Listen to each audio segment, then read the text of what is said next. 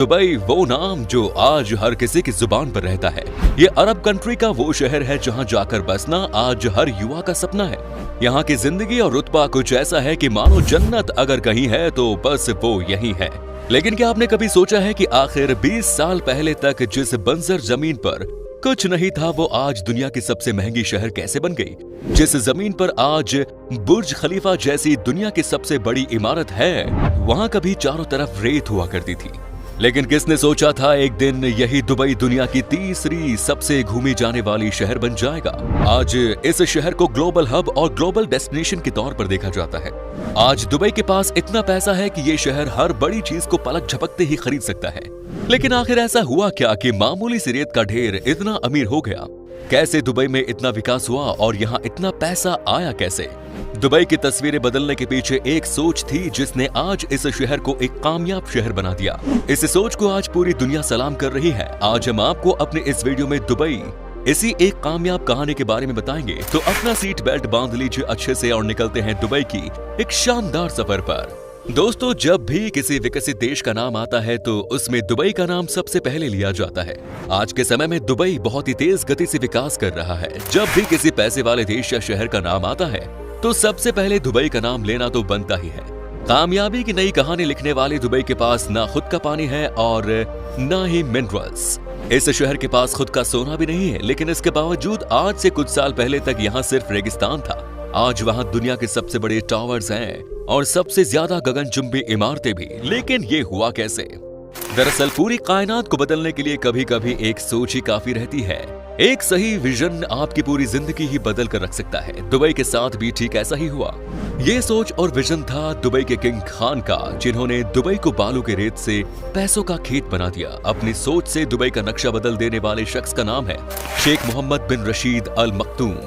शेख मोहम्मद को आज आपने एक आलीशान जिंदगी जीते देखा होगा, लेकिन एक समय ऐसा भी था जब दुबई के इस किंग के पास ज्यादा पैसे नहीं थे।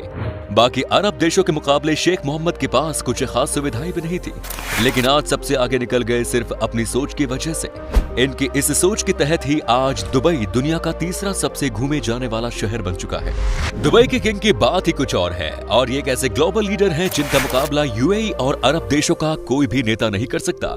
ये एक ऐसा विजनरी लीडर हैं जिन्होंने एक बार अमेरिका के डिज्नीलैंड से ये कह दिया था कि उन्हें भी दुबई में सबसे बड़ा डिज्नीलैंड चाहिए, लेकिन डिज्नी वालों ने उन्हें इस चीज के लिए मना कर दिया, जिसके बाद इन्होंने दुनिया का सबसे बड़ा दुबई लैंड बना दिया, जिसमें रोज 2 लाख लोग आते हैं। दुबई के पास कभी खुद का सोना भी नहीं था, लेकिन शेख मोहम्मद ने आज दुबई को दुनिया की सबसे बड़ी गोल्ड मार्केट बना दिया। अब आप सोच रहे होंगे कि दुबई तेल बेचने की वजह से आज इतना अमीर बना है, लेकिन ऐसा नहीं है। आपको जानकर हैरानी हो गई कि दुबई को तेल से सिर्फ 1% ही रेवेन्यू ही जनरेट होता है। तो फिर ऐसा क्या है इस इंसान और इस शहर में जो कि इनको इतना अमीर बना रहा है? दोस्तों, इस वीडियो में शेख मोहम्मद की सोच का बार बार जिक्र होना तो बनता है। आप ज्यादा से ज्यादा 2 या 3 साल आगे की सोचते हैं, लेकिन दुबई आने वाले 10 साल का प्लान करते हैं। सटीक प्लानिंग, सटीक फैसले और अगले 10 सालों के रोड मैप को दुबई ने पहले ही क्लियर कर लिया था। इसकी शुरुआत 90 के दशक में ही हो चुकी थी। 1950 के दशक के अंत में दुबई और अबू धाबी के बीच तेल के लिए संघर्ष के तुरंत बाद दुबई के शासक शेख राशिद बिन सईद अल मखदूम ने फैसला किया कि कुछ बदलना होगा। इसलिए उन्होंने बेसिक फ्रेमवर्क में इन्वेस्ट करना शुरू किया और 1960 में दुबई का पहला हवाई अड्डा बनाया। शेख मोहम्मद ने सबसे पहले इंफ्रास्ट्रक्चर को अपना हथियार बनाया। अब बात करते हैं टूरिज्म की। आज शायद ही कोई ऐसा होगा जो दुबई घूमना ना चाहे। ये शहर इतना सुंदर बन चुका है कि यहाँ हर रोज लाखों लोग सिर्फ इसकी खूबसूरती देखने आते हैं।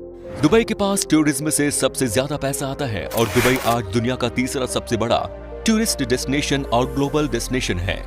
दुबई और यहाँ के लोग अगर ऐश कर रहे हैं तो उसमें दूर देशों से आए लोगों के पैसों का ही कमाल है। आज के समय में दुबई में टूरिज्म इतना बढ़ चुका है कि इसे अब कोई नहीं पछाड़ सकता।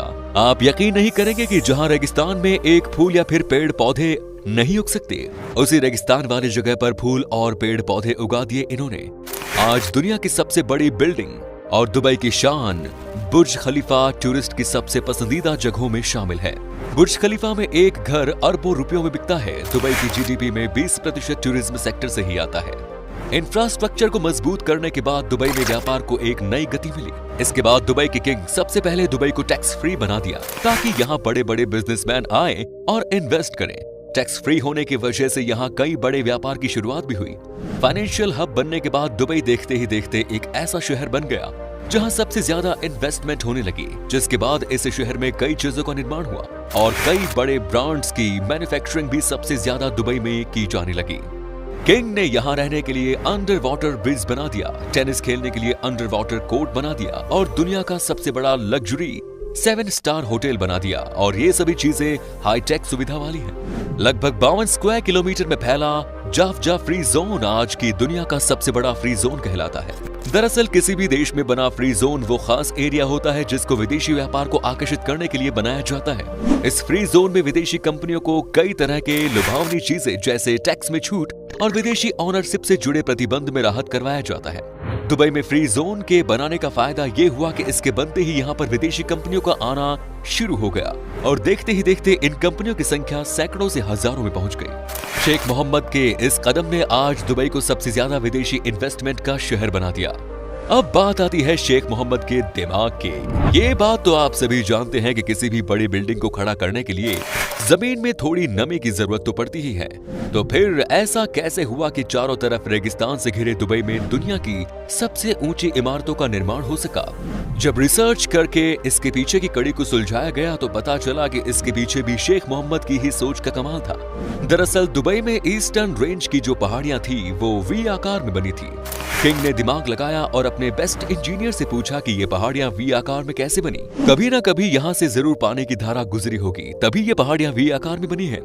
बस फिर क्या था, शेख मोहम्मद ने रेत के कई किलोमीटर नीचे पानी का बोरिंग करवाकर और उसका अच्छे से इस्तेमाल किया और इन बिल्डिंग को खड़ा कर डाला। यही कारण है कि आज चाहे बुर्ज खलीफा हो या 7 स्टार होटल, दुबई की हर इमारत सबसे ज्यादा पानी पीती है। दोस्तों, आज हर युवा दुबई जाकर सेटल होना चाहता है। अगर आप किसी से पूछेंगे कि सबसे ज्यादा पैसा कहाँ है तो दुबई का नाम जरूर लेगा, लेकिन दुबई का तापमान हमेशा करीब 50 डिग्री के आसपास ही रहता है। तो इतनी धूप और गर्मी में काम होता कैसे है? दरअसल दुबई बाहर से लोगों को अपने यहाँ काम करने के साथ साथ बहुत सहूलियत भी देती है ताकि उनके यहाँ ब्रेन पावर की कोई कमी ना हो। दुबई सालाना बहुत सारी नौकरियां निकालती है और अच्छे खासे पैसे ऑफर करते हैं। इसीलिए दुबई में करीब 65% काम करने वाले लोग बाहर के रहने वाले हैं, जिसमें सबसे ज्यादा भारत, पाकिस्तान, बांग्लादेश, नेपाल, फिलीपींस के लोग शामिल हैं। अब बात करते हैं दुबई की कानून व्यवस्था की, जो इस शहर को काफी मजबूत बनाती है। दुबई का कानून व्यवस्था काफी मजबूत माना जाता है। यहाँ कानून तोड़ने के बारे में कोई सोचता भी नहीं। आपको चोरी, किडनैपिंग, लूटपाट और रेप जैसी केस वहाँ पर ना के बराबर मिलते हैं। यहाँ आप सिस्टम की मदद से कंप्लेंट कर सकते हैं। आपको किसी तरह का कंप्लेंट करना है तो बस एक स्मार्ट मशीन के पास जाइए और अपना सारा डिटेल्स डालिए और फिर बटन दबा दीजिए।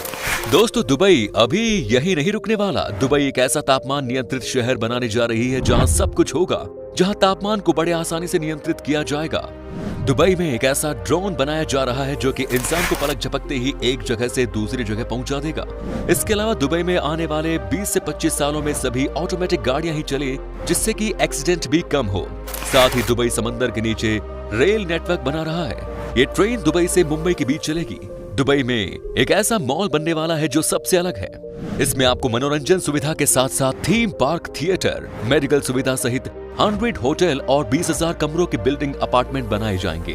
दोस्तों, कोरोना महामारी के बीच 2020 और 2021 में IPL को होस्ट करके दिखा दिया कि दुबई में कितना दम है। दुनिया की सबसे ऊंची इमारत बुर्ज खलीफा से लेकर दुनिया का सबसे बड़ा दुबई मॉल, दुनिया का सबसे बड़ा man made island palm Jumeirah और दुनिया का सबसे बड़ा फ्लावर गार्डन जिसका नाम है दुबई मिरेकल गार्डन। ये सब चीजें शेख मोहम्मद के दौरान ही बनाई गई और आज उनके शासनकाल में दुबई एक ऐसा शहर बन चुका है जिसका मुकाबला कोई शहर नहीं कर सकता। कड़ी मेहनत से दुबई ने खुद को यहाँ पहुंचा दिया है। आज जहां पूरी दुनिया अपनी अर्थव्यवस्था को लेकर स्ट्रगल कर रही है, वहीं दुबई हर देश के लिए सबसे बड़ा मसीहा बनकर सामने आया है। तो दोस्तों, उम्मीद करते हैं कि आपको हमारी ये आज की वीडियो जरूर पसंद आई होगी। हमें नीचे कमेंट्स करके जरूर बताएं आज की वीडियो में आपको दुबई की कौन सी बात सबसे अच्छी लगी। क्या कभी आप गए हैं दुबई, और गए हैं तो आपका एक्सपीरियंस कैसा रहा, ये भी हमारे साथ शेयर जरूर करें। साथ ही इस वीडियो को अपने दोस्तों और रिश्तेदारों के साथ शेयर करना ना भूलें। हमारे चैनल को भी सब्सक्राइब जरूर करें। वीडियो को अंत तक देखने के लिए सभी का शुक्रिया। आपसे फिर मुलाकात होगी नई वीडियो के साथ। धन्यवाद।